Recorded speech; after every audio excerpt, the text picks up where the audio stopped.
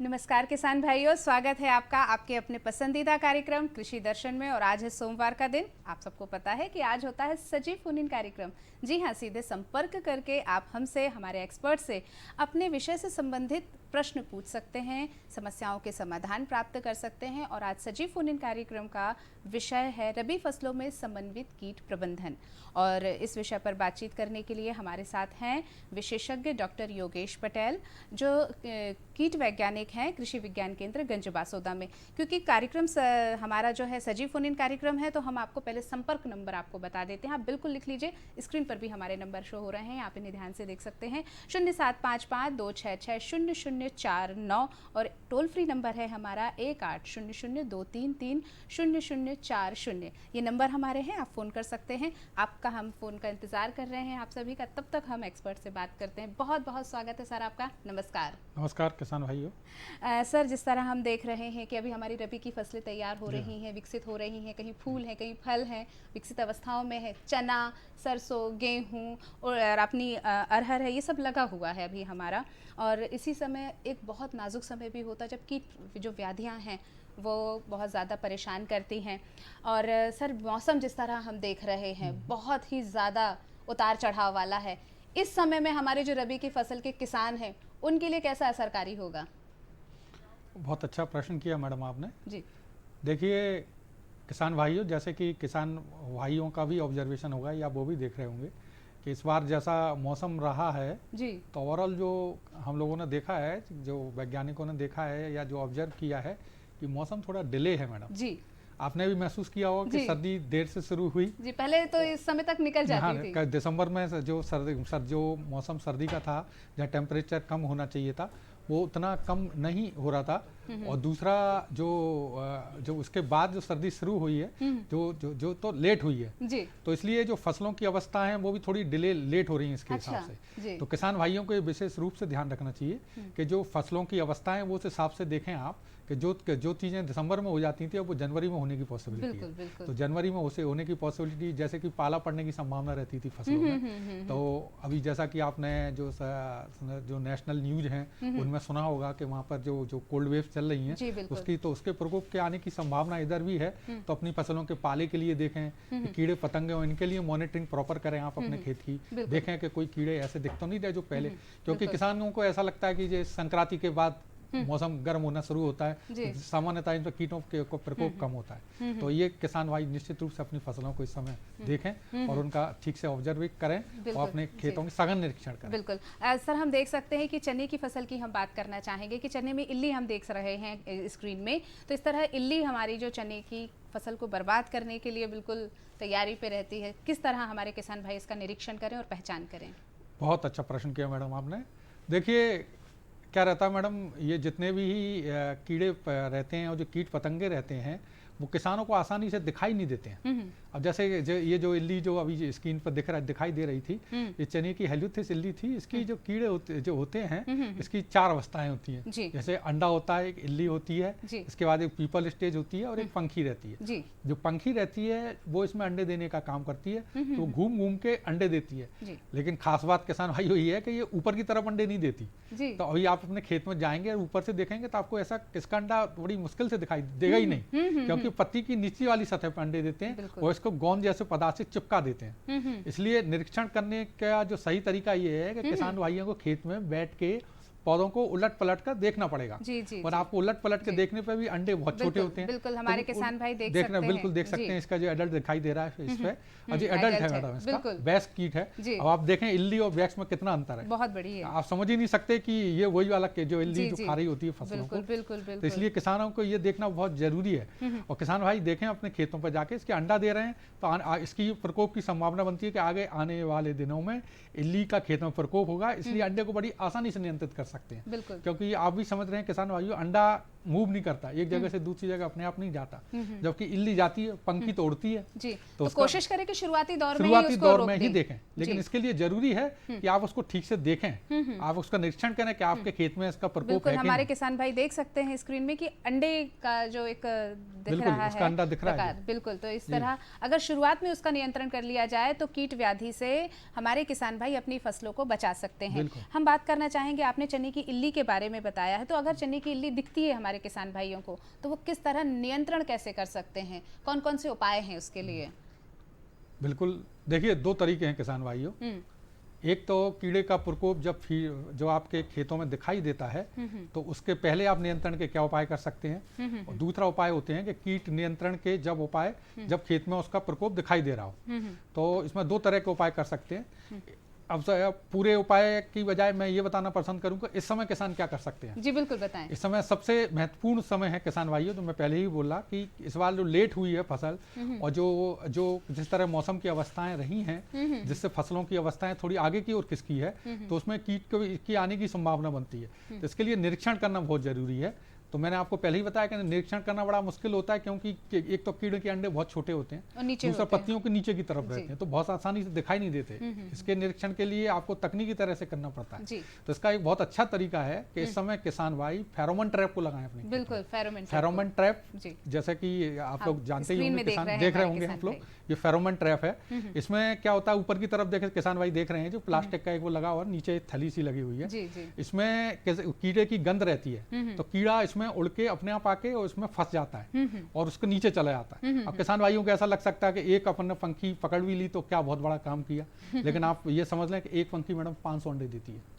तो आप समझ सकते हैं कि आगे आने वाले दिनों में आपने 500 जैविक उपाय भी है। और दूसरा ये इसका नियंत्रण का तरीका है ना है, लेकिन आप इससे ये समझें कि आप इससे प्रिडिक्ट कर सकते हैं, आप भविष्यवाणी कर सकते हैं। अगर इसमें 5 इल्ली एक रात में आ रही है, आपको जो पंखी फंस रही है, तो इसका मतलब आगे आने वाले दिनों में बहुत तीव्र प्रकोप की संभावना है। तो आप पहले से प्रिवेंटिव उपाय कर सकते हैं, लेकिन किसानों को ऐसा लग सकता है हम क्यों करें, तो इसलिए ये बहुत महत्वपूर्ण तरीका मतलब एक तरीके से ये हमारी आने वाली कहना चाहिए दुर्घटना के लिए या बीमारी का सूचक है, पूर्व संकेत है। बहुत अच्छी जानकारी हमारे भी हो। और फिर इसके जो हम लगा रहे हैं तो इसमें तो चिड़िया भी बैठ सकती है। बिल्कुल बिल्कुल, चिड़िया भी बैठ सकती है। तो हमारे लिए और इसका मैडम एक और इसकी बहुत बड़ी महत्वपूर्ण पॉजिटिव पॉइंट है वो है कि बहुत सस्ता पड़ता है मैडम। जी जी, बहुत सस्ता भी हो गया। तो सस्ता भी हो गया, जैविक भी हो गया, और हमारे लिए आने वाली सूचना के लिए पहले ही दे सकता है आपको, दे सकता है। अगर हम रासायनिक उपायों की बात करें तो उसके में कैसे जा सकते हैं? हम फोटो पे हम देख रहे हैं, हम स्क्रीन पे देख रहे हैं कि इसके बारे में आप हमारे किसान भाइयों को जानकारी। एक मैडम एक और जो आप स्क्रीन पर देख रहे हैं किसान भाई, एक प्रकाश प्रपंच भी है। प्रकाश प्रपंच में क्या होता है, कीड़े, ज्यादातर कीड़े होते हैं, किसान भाइयों ने घर में देखा होगा कि अपन जब बल्ब लगाते हैं तो उसमें बहुत सारे कीड़े आते हैं। जी बिल्कुल। तो इस तरह इसको वैज्ञानिकों ने एक वैज्ञानिक एक डिवाइस बनाई है, जिससे कीड़े जो आकर्षित होते हैं वो इसमें फंस जाते हैं और नीचे जाके गिर जाते हैं। तो ये भी उसी तरह का है, इससे आप किसानों उसकी भविष्यवाणी भी कर सकते हैं और बहुत आसान है, बहुत ही कम कॉस्ट आती है। एक बल्ब लगाना है, अगर आपके पास पूरा नहीं है तो आप अपने खेत में जो मरकरी वेपर लैंप और CFL होती हैं उनको कहीं भी खेत में लगा दें। ऐसी जगह लगा दें जहाँ पानी हो नीचे, और उस पानी में मिट्टी का तेल डाल दें। नहीं तो क्या होता है मैडम, ये आकर्षित तो होता है कीड़ा, लेकिन क्या होता है कि वो आकर्षित होकर और वो उसमें पानी में नीचे गिरेगा, यदि उसमें कोई दवाई नहीं डली होगी या कुछ चीज नहीं डली होगी तो पंख फड़फड़ा के फिर से उड़ के तोड़ जाएगा वो। यदि आपने कोई भी दवाई आपके घर में जो भी हो, या जैसे पुराना कोई दवाई हो, कीटनाशी हो या किसी भी तरह का, मिट्टी का तेल डाल सकते हैं, साबुन का पानी डाल सकते हैं, तो कीड़ा उसी में फंस के मर जाएगा। जैसे मैंने पहले ही बताया था कि एक पंखी 500 अंडे देती है, 500 अंडे। दूसरा भविष्यवाणी भी कर सकते हैं। तीसरा कोई बहुत ज्यादा आगे जारी रखेंगे हम। हमारे एक दर्शक हमसे जुड़ रहे हैं, नंद स्वरूप मिश्रा जी हैं बाराबंकी से। हेलो, स्वागत है आपका, प्रश्न कीजिए। नमस्कार सर, मैं नंद स्वरूप मिश्रा हूँ, बाराबंकी उत्तर प्रदेश से। मैं जानना ये चाहता हूँ कि कीट हमारे फसलों को 4 प्रकार से नुकसान पहुँचाते हैं। पहला नुकसान पहुँचाते हैं जड़ को काट करके, दूसरा नुकसान वो पहुँचाते हैं पत्ती को चाट करके, तीसरा नुकसान पहुँचाते हैं तना को छेद करके, चौथा नुकसान पहुँचाते हैं खली को भेद करके। इस समय जो मौसम चल रहा है तो हमें किन चीजों पे ध्यान देने की जरूरत अपनी फसल को बचाने के लिए? जी देखिए, बिल्कुल आपने बहुत अच्छी बात बताई, किस तरह से कीड़े नुकसान पहुंचाते हैं। जो जिस तरह का मौसम बन रहा है, आगे आने वाले मौसम में किस तरह की पॉसिबिलिटी हो सकती है, यदि जैसे कि पॉसिबिलिटी बन रही है, जैसे कि बताया गया है कि कुछ बारिश होने की संभावना है हल्की। यदि बारिश होने की कुछ संभावना बनती है तो जो आपने बताया जिस तरह रस चूसने वाले कीड़े बहुत सारे होते हैं जो रस चूसने का काम करते हैं, इनके प्रकोप की संभावना बनती है। जैसे कि एक फसल अभी बहुत महत्वपूर्ण फसल मध्य प्रदेश में जो हमारे यहाँ आसपास खड़ी हुई है वो है सरसों की। यदि सरसों में किसी भी तरह का की थोड़ा बहुत बारिश होती है तो उसमें जो माहू आता है उसके प्रकोप की संभावना बढ़ जाती है। तो ये सरसों में ये माहू आ सकती है।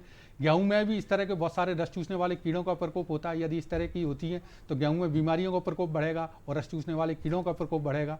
तना भेदक का टाइम अभी क्या है, तना अब मैडम आप भी जानते हैं कि तना बड़ा मोटा हो गया है तो मजबूत हो गया है, तो उसको कीड़े आसानी से भेद नहीं पाते। तो इसके प्रकोप की संभावना जैसे जैसे फसल मैच्योर होती जाती है कम होती जाती है। तो इसमें रस चूसने वाले कीड़ों का प्रकोप बढ़ने की संभावना है। जी जी बिल्कुल। और अब हम बात करना चाहेंगे सर, रबी फसल की बात हो रही है, दलहनी फसल की हम बात करें, हम अरहर की बात करना चाहेंगे। अरहर में किस तरह से अभी हमारी जो फसल है वो है और हमारे किसान भाई किन बातों का ध्यान रखें कि कीट उनको नुकसान ना पहुंचा सकें? अरहर में भी इस समय जो फली छेदक रहते हैं, अब आप समझ रहे होंगे कि अरहर की फसल जो जून जुलाई में उधर जुलाई अगस्त में लगी है वो उस तरह की है कि उसमें फली वाली अवस्था है, तो उसमें फली बन चुकी है, तो उसमें बहुत सारे फली छेदकों का प्रकोप होता है। तो किसान भाइयों को जरूरी है कि अपनी जो फली है उसका सघन निरीक्षण करें, ठीक से देखें कि उस पर किसान जो कीड़े हैं उन्हें अंडे तो नहीं दिए हैं, और यदि अंडे दिए हैं तो जो उनमें जो दवाइयाँ हैं जो उनको छिड़काव करें, या दूसरे तरीके जो भी आप इस्तेमाल करना चाहें, जैविक कीटनाशकों को इस्तेमाल करना चाहें तो उनका इस्तेमाल करें, उनको नियंत्रण के उपाय करें। बिल्कुल, हमारे किसान भाई स्क्रीन पर देख सकते हैं कि बिल्कुल चने की इल्ली की तरह इसमें अरहर में भी दिख रही। ये दोनों एक है कि कुछ अलग अलग हैं? बहुत तरह की इल्लियों का प्रकोप होता है। ये मैडम चने की ही इल्ली है, और जो चने की इल्ली करीब 215 होस्ट आइडेंटिफाइड है उसके। अच्छा, मतलब 215 फसलों में उसका प्रकोप होता है। अच्छा। और जो उसका कलर होता है मैडम, ये भी किसान भाइयों को बड़ा रोचक होना चाहिए मेरे हिसाब से, कि जिस तरह की फसलों को खाती है उसी तरह का उसका कलर हो जाता है। क्या बात है। इस बात का हमारे किसान भाई ध्यान रखें कि हमारे वैज्ञानिक ये चीज बता रहे हैं कि चने की इल्ली का ये बहुत बड़ा विशेष गुण है कि जिस तरह की फसल को खाती है उसका वैसा उसी रंग तरह हो जाता रंग रूप उसी तरह का हो जाता जी, है। जी, जी। तो जैसे आप इसको ध्यान रखें। हाँ, कलर से इसको आइडेंटिफाई नहीं कर सकते। अच्छा। आप ऐसा नहीं कह सकते कि हरी इल्ली है, हरी फसल खाएगी। जैसे कि अरहर में जब अगर वो फली को खाती है तो कुछ अलग कलर होता है, और जब वो उसकी पत्तियों को खाती है तो बिल्कुल देख सकते हैं हमारे किसान भाई स्क्रीन में कि ब्राउन भी है और ग्रीन भी है। बिल्कुल देख ही रहे हैं किसान भाई स्क्रीन पर जैसा दिखाया जा रहा है जी। तो इसलिए कलर से आप बहुत अच्छी तरह कोई आइडेंटिफाइड नहीं कर सकते हो। मैंने पहले ही बताया आपको करीब 214 तरह की फसलें आज के दिनांक तक इसमें अपने पूरे इंडिया में रिपोर्टेड है। ऑलमोस्ट जितनी भी फसलें लगाते हैं हम उन सभी को खा लेती है, चाहे वो दलहनी हो, चाहे फिर तिलहनी हो, चाहे सीरियल्स हो, सब्जियां हो, सभी में इसका प्रकोप होता है। जैसे आप जानते हैं टमाटर में लगते हैं, टमाटर का भी बड़ा महत्वपूर्ण कीड़ा है, उसमें भी बहुत, भिंडी में भी लगती है, उसका भी सब्जियों में भी लगती है। है। इसका नियंत्रण कैसे करें हमारे किसान भाई? इसके नियंत्रण के लिए मैडम सबसे अच्छी जो बात होनी चाहिए वो ये होना चाहिए कि किसान भाइयों को समन्वित कीट प्रबंधन के उपाय अपनाना चाहिए जी। सब प्रश्न होता है कि समन्वित कीट प्रबंधन क्या होता है। कीट प्रबंधन में सामान्यतः किसान भाई दवा का उपयोग करने से, अगर किसानों को कुछ कीड़े दिखाई देते हैं तो उसके नियंत्रण के लिए दवाओं का स्प्रे करते हैं। दवाओं का स्प्रे समन्वित कीट प्रबंधन में ऐसा नहीं है कि नहीं कर सकते, लेकिन इसका वैकल्पिक उपायों पर ज्यादा जोर दिया जाता है। जैसे कि मैंने आपको अभी बता रहा था, जैसे कि फेरोमोन ट्रैप का, लाइट ट्रैप का, तो इसमें कहा जाता है कि शुरुआत में आप ऐसे उपायों का इस्तेमाल करें जो बहुत हार्ड नहीं हो, पर्यावरण को बहुत ज्यादा नुकसान नहीं पहुंचाते हो, क्योंकि दवाइयां डालते हो तो ये पर्यावरण के लिए भी नुकसान वाली होती है, और इनसे कई बार मैडम क्या होता है कीड़ों का प्रकोप बढ़ जाता है। अब किसान भाई सोचते होंगे दवाओं से कीड़ों का दवा डाल रहे हैं हम कीड़ों के नियंत्रण के लिए, उनका प्रकोप कैसे बढ़ जाता है। तो किसान भाइयों इसमें बड़ी महत्वपूर्ण बात ये होती है कि कीड़ों का जो प्राकृतिक नियंत्रण है उनके जो शिकारी कीट होते हैं उनके द्वारा होता है, वो खाते हैं, इसलिए उनकी संख्या नियंत्रित रहती है। यदि आपने अपने खेत में दवा डाली तो जो कीड़े तो मरते ही हैं आपके इल्ली, इसके अलावा इनके जो प्राकृतिक शत्रु हैं, जो उनके प्रीडेटर हैं, जो पैरासाइट्स हैं, वो भी मरते हैं, तो नुकसान होता है। तो आगे आने वाले दिनों में यदि ये कीड़ा किसी भी तरह से आया तो इनके प्राकृतिक शत्रु वहां मौजूद नहीं रहते, तो उनकी एक संख्या एकाएक बहुत तेजी से बढ़ती है। तो इसलिए ये सतर्कता जरूरी है हमारे किसान भाइयों के लिए। बिल्कुल आगे भी चर्चा करेंगे हम आपसे, बस लेकिन कार्यक्रम में वक्त एक छोटे से अंतराल का, बस अभी उपस्थित हुए। जो सुनाओ मेरी सौतन को। किसको? अरे वही तुम्हारा मोबाइल फोन जिससे सुबह शाम दिन रात चिपके रहते थे और कहते थे किसान कॉल सेंटर से बातें हो रही हैं। अच्छा ये बात है। हाँ क्यों, क्या हुआ, अब बात नहीं होती क्या? अब तो झट से बात हो जाती है। संबंधी समस्याओं का अपनी भाषा में तुरंत हल पाने के लिए पूरे भारत में किसी भी फोन से हेल्पलाइन नंबर पर संपर्क करें। किसानों का दोस्त किसान कॉल सेंटर।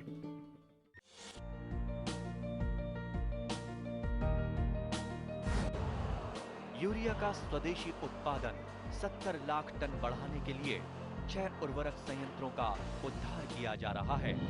FCIL के गोरखपुर, सिंदरी, तलचर और रामागुंडम संयंत्र, HFCL की बरौनी इकाई और BVFCL की नामरू फोर्थ। सोने पर सुहागा ये है कि देश में अब बनेगा सिर्फ नीम लेपित यूरिया, क्योंकि इससे होगा किसानों का फायदा ही फायदा। अनाज का उत्पादन 10% तक बढ़ेगा। बढ़ेगी 10 से 15% नाइट्रोजन क्षमता।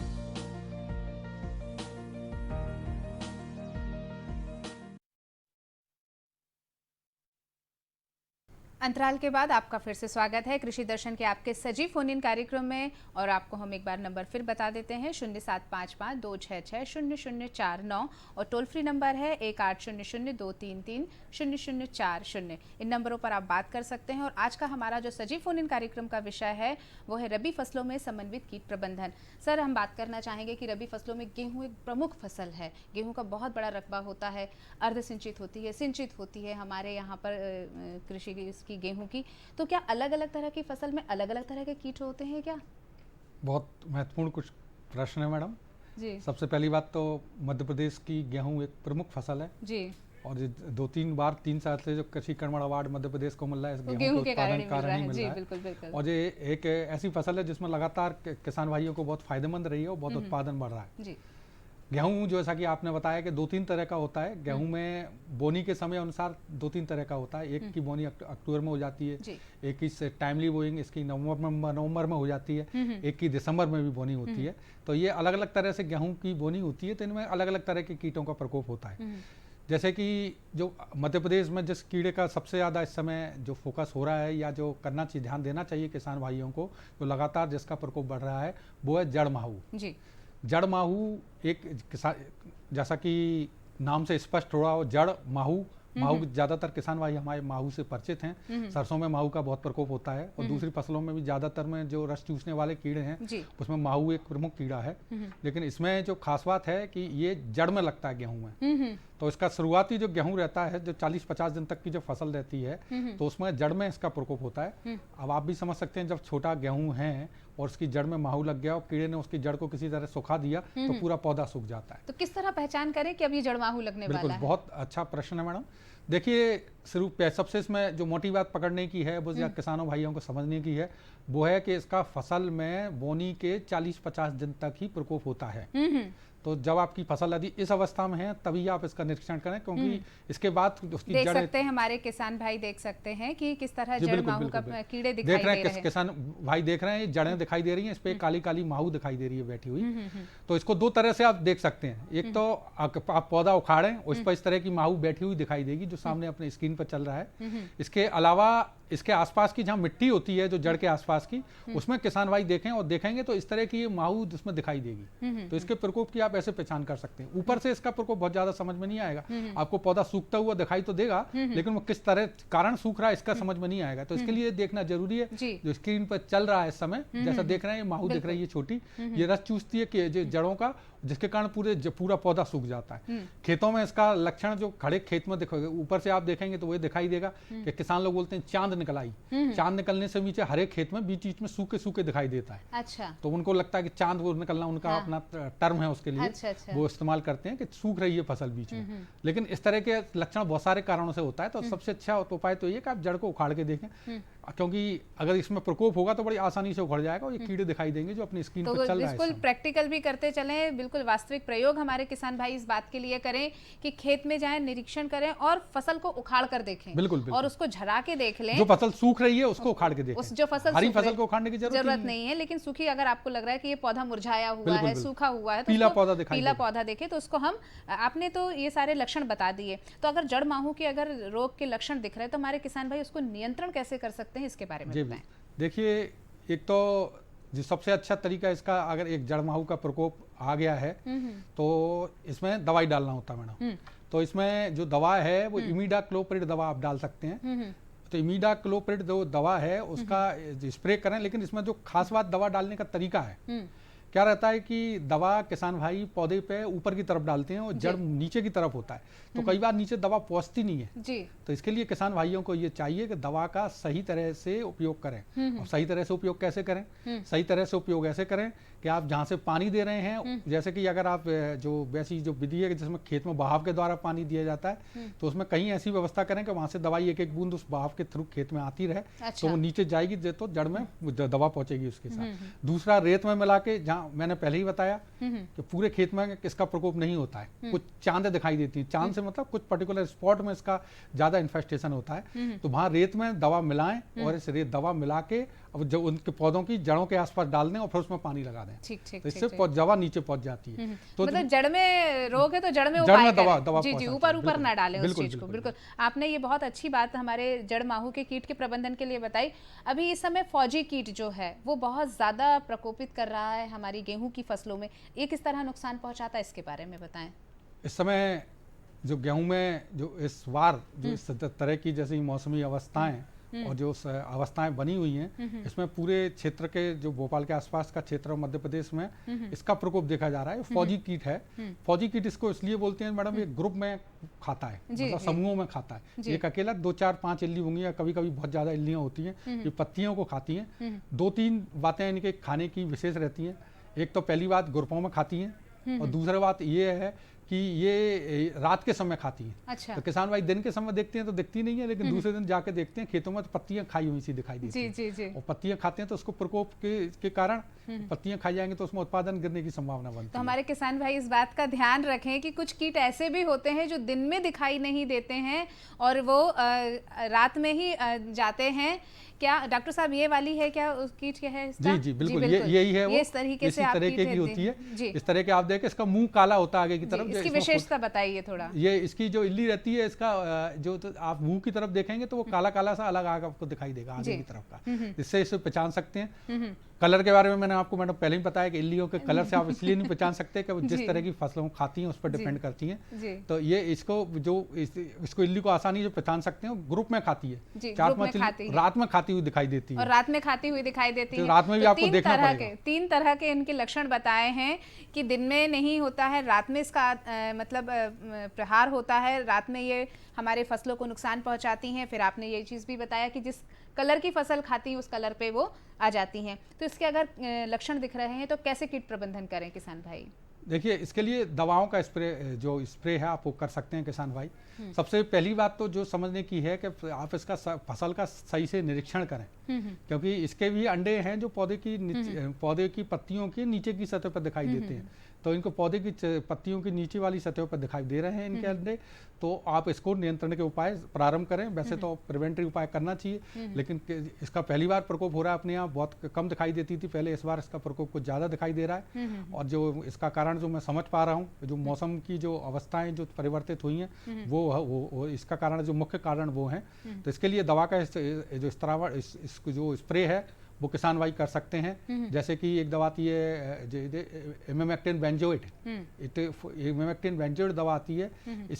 इसको दवा को पानी के साथ मिला के इसका इस्तेमाल करते हो 400-500 ml लीटर पानी में, 1.5 लीटर दवा लगती है, इसका स्प्रे कर सकते हैं। जी, आपने सारी बात बताई। क्या सर, जैसे आपने मौसम की बात बार बार हो रही है, क्या मौसम का बदलता हुआ स्वरूप इन कीटों को भी प्रभावित करता है क्या? बिल्कुल करता है मैडम, सबसे ज्यादा इसी का प्रभाव पड़ता है। अब आपकी जब फसल प्रभावित हो रही है तो कीड़े तो प्रभावित होने ही होना है। जब फसल आपकी लेट हो रही है, जैसा कि किसान भाइयों ने इस बार ऑब्जर्व किया था कि जैसे कि हम लोगों के पास दिसंबर में जो तापमान डाउन नहीं हुआ, मतलब तापक्रम कम नहीं हुआ है, उसके कारण गेहूं के दाने के वैसा पड़ने की संभावना बन रही थी कि बारीक हो जाएगा। लेकिन अब जैसा मौसम बनना है तो मेरे हिसाब से अब गेहूं पकड़ मटर में भी जो होता है माहू रोग की भी मतलब प्रकोप होता है। अगर मटर में माहू रोग का अगर प्रकोप कुछ हो रहा है तो कैसे कर सकते हैं? जैसे हमारे किसान भाई स्क्रीन पे देख रहे हैं, तो बताइए किसान भाइयों को। इसमें इल्लियों का प्रकोप हो रहा है, मतलब इसमें इल्लियां खा रही हैं जैसे कि दिखाई दे रही हैं। ये जो माहू दिखाई दे रही है आपको,